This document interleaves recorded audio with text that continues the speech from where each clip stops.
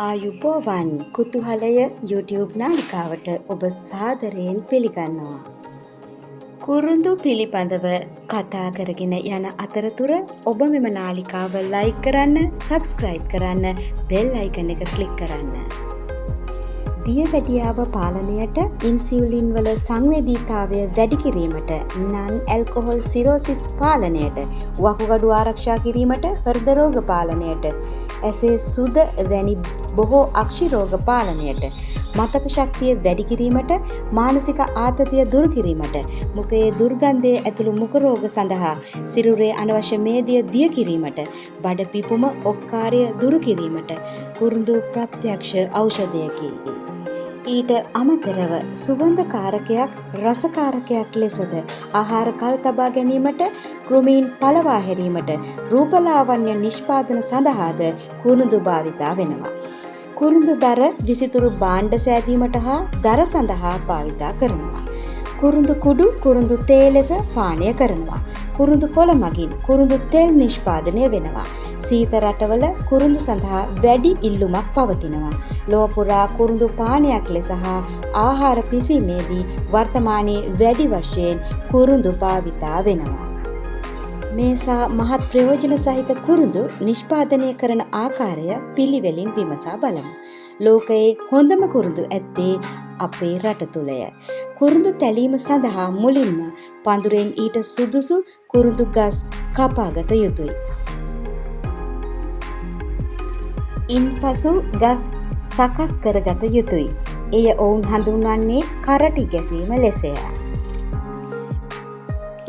කරටි ගැසීමෙන් පසු වාඩියට රැගෙන එන එම කුරුඳු ගස් ගැට පාහිනු ලබනවා. එනම් පොතු හැරීම සඳහා ශුද්ධ කරනු ලබනවා.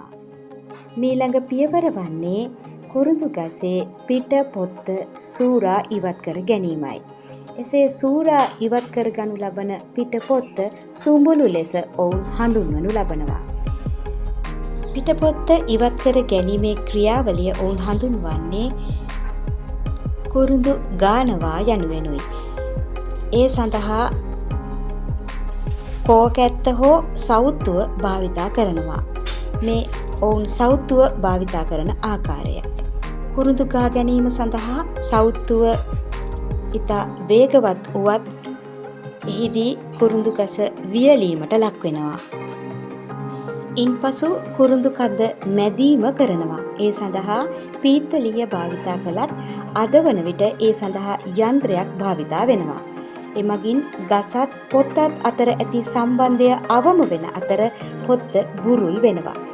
ඉන්පසු කුරුඳු පොත්ත ගැලවීම එනම් කුරුඳු තැලීම කරනු ලබනවා. කරදරකාරී මදුරුවන් පළවා හැරීම සඳහා කුරුඳු සුමුළු දවන ආකාරයයි මේ ඔබ තිරයේ දකින්නේ. කුරුඳු තැලීම සඳහා සියුම් පිහියක් භාවිතා කරනවා. මේ සඳහා අතේ පුරුව ඉතාම වැදගත් වෙනවා. පාරම්පරික කුරුඳු තලන්නන් විසින් තම පරම්පරාව කුඩා කල සිටම මෙම කර්මාන්තය සඳහා පුහුණු කරනු ලබනවා. එවිට වැඩිවියට පැමිණීමේදී ඔවුන් දක්ෂ කුරුඳු තලන්නන් බවට පත්වෙනවා. මෙසේ තලාගත් කුරුඳු පොත්ත මීළඟට මද පවනයේ සුළු වේලාවක් වේලාගත යුතු වෙනවා. එවිට පිරවීමට අවශ්‍ය ප්‍රමාණයට පොත්ත හැකිලෙනවා. ඉන්පසු කුරුඳු හන්දි කරනු ලබනවා. කුරුඳු තැලීමේදී මෙම ප්‍රධාන වශයෙන් ගලවා ගන්නා පොත්තට අමතරව කුඩා කැබලි, පොඩි කෑලි ලෙස හඳුන්වන කුඩා කැබලි ඔවුන් පසෙකින් එකතු කරනු ලබනවා. මෙහිදී කුඩා කැබලි සඳහා අත්තුවල පොතුද භාවිතා වෙනවා. හන්දි කිරීම යනු හැකිලුණු කුරුඳු පොත්ත තුලට පොඩි කෑලි පුරවා ගැනීමයි. ඔබ මේ දකින්නේ කුරුඳු පොත්ත තුලට පොඩි කෑලි ඇතුළු කරන ආකාරයයි. පිළිවෙලකට පොඩි කෑලි ඇතුල් කර ගැනීමෙන් පසු පෙතිකෝට්ට නම් අඟල් 21ක් දිග මිම්ම මගින් මැන එම කුරුඳු පොතු නියමිත දිගකට කපා ගනු ලබනවා. වෙළඳ පොලෙහි ඔබ දකින අලංකාර කුරුඳු කෝටු සකස් වන්නේ මේ ආකාරයටයි. ඒ සඳහා දෑත මනාව පුහුණු වී තිබිය යුතුයි. ඔබ මිලදී ගන්නා කුරුඳු පොත්ත ඔබේ දෑතට පැමිණීමට පෙර එය සකස් කිරීම සඳහා ඔවුන් ගන්නා වෙහෙස මෙහිදී ඔබට පැහැදිලිව දැකගත හැකියි.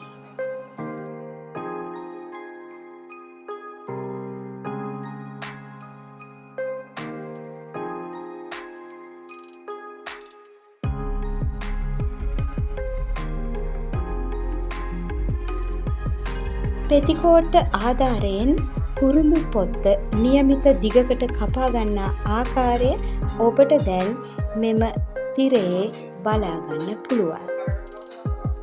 මෙම පෙතිකෝට්ටද ඔවුන් විසින් සාදා ගන්නා සරල උපකරණයක්. මෙසේ සකස් කරගත් කුරුඳු කෑලි උස් තැනක ලනු ඇද ඒ මත අතුරනු ලබනවා. එය කුරුඳු කෑලි වැලේ දැමීම ලෙස හඳුන්වනවා. මෙසේ වැලේ දැමූ කුරුඳු කෑලි මද පවනේ දවසක් වියලා ගනු ලබනවා. ඉන්පසු වැලෙන් බිමට බාගෙන බඩ ඇඹරීම සිදු කරනු ලබනවා. ඔබ මේ දකින්නේ බඩ අඹරන ආකාරයයි. ඉන්පසු නැවත එම කුරුඳු කෑලි වැලට දමා දින 4ක් හෝ 5ක් අතර කාලයක් වේලා ගන්නවා. එසේ නිසි පදමට සකස් වූ කුරුඳු කෑලි මිටි බැඳ වෙළඳ පොළට යැවීමට සකස් කර ගන්නවා. මෙම කුරුඳු කෑලි අඟල් 20කට අඟල් 6ට ආදී වශයෙන් ඉල්ලුමට අනුව ප්‍රමාණ කීපයකට සකස් කරනු ලබනවා.